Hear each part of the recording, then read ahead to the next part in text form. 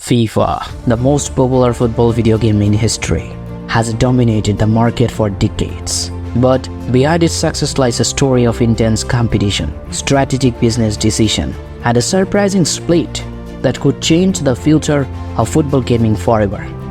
And this is how EA killed FIFA. The FIFA video game series has become the most popular sports video game ever. It has sold more copies than its nearest rival, Pro Evolution Soccer, PES. People play FIFA so much that on any given Sunday, 200 million games are played worldwide. And this shows just how influential and engaging the video game is for millions of players. The time spent playing FIFA games online actually surpasses the time people spend watching real matches. And this demonstrates the massive culture and economic impact of the game. Electronic Arts, EA, is the video game company responsible for developing the FIFA game. They are one of the largest gaming companies in the world, and over the last 20 years, they have made about 20 billion just from the FIFA game.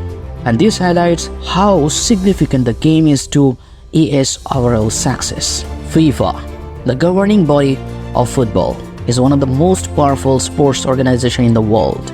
They make a lot of money through various means, and one of their revenue streams was the license agreement with EA for the FIFA video game.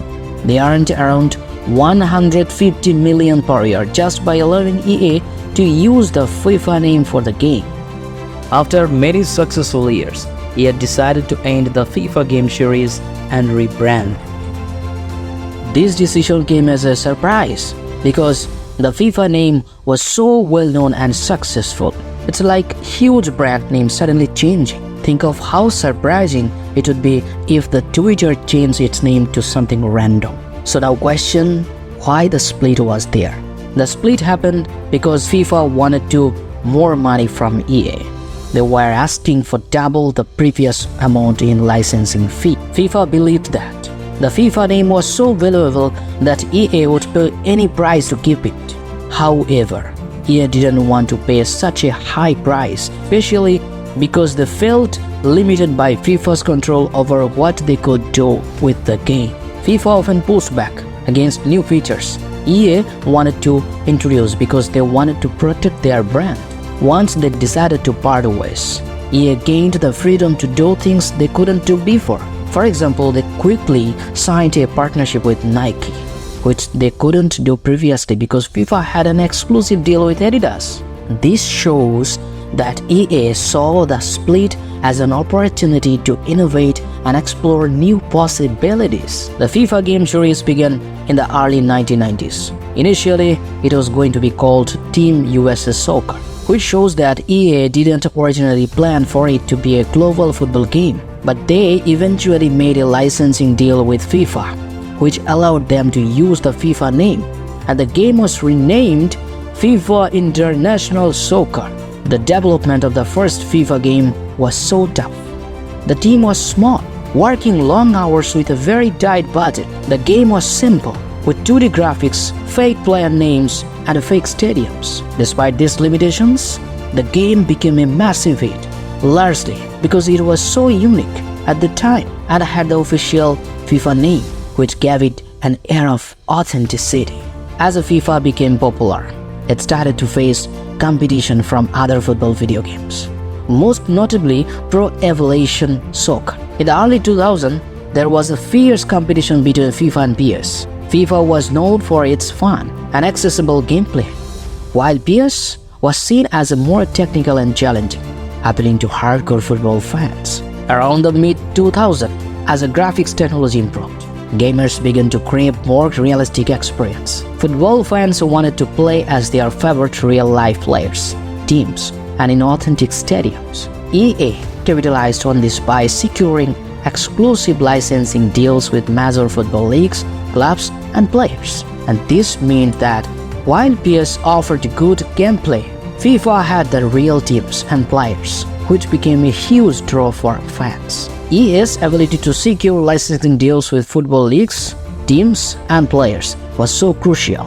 And these deals allowed EA to use real team names, logo and players' likeness in the game. And this level authenticity made FIFA the preferred choice for many players. One of the biggest successful for EA was the introduction of the Ultimate Team mode. In this mode, players could buy virtual cards to unlock real-life players in the game and contributed to nearly 50% of the game's income. PES was slow to replicate this, and even when they did, they couldn't compete because they didn't have the license for real players and teams. Now come to the most dangerous and truly statement: the war between EA and FIFA. Over the years, FIFA kept renegotiating the licensing deal, asking for more money each time. EA kept paying because the FIFA name added a lot of value to the game. However, FIFA's demands kept rising, and the tension between the two companies grew.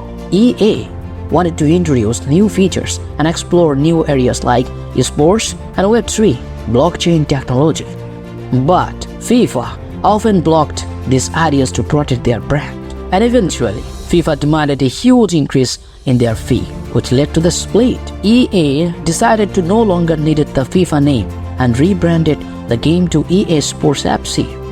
While this was a risky move, EA believed that their strong network of license with leagues, clubs and players would keep the game successful. After the split, FIFA's president Gianni Infantino promised to continue the FIFA game series with a new development, and this was seen as a declaration of war against EA, setting up a battle between one of the most powerful sports organizations in the world and one of the biggest tech companies. Despite FIFA's threats, EA wasn't worried. They knew that the true value of the game lay in the license for real players, teams and leagues, not just the FIFA name. EA's extensive network of license would be very difficult and expensive for any competitor to replicate this. EA's game is popular partly because so many people play it, and this creates a network effect, where the game becomes more valuable as more people play it. Clubs, leagues and players also want to be part of EA's games because it just guarantees them exposure to millions of fans. And this further strengthens EA's position and makes it hard for any new competitor to challenge that. EA Sports FC, EA's new games, might not have the same brand recognition as FIFA, but it doesn't need it. The game's success will likely continue because of the strong license and partnership EA has developed over the years. The authenticity that fans crave comes from their license, not just the FIFA name. And finally, FIFA was struggling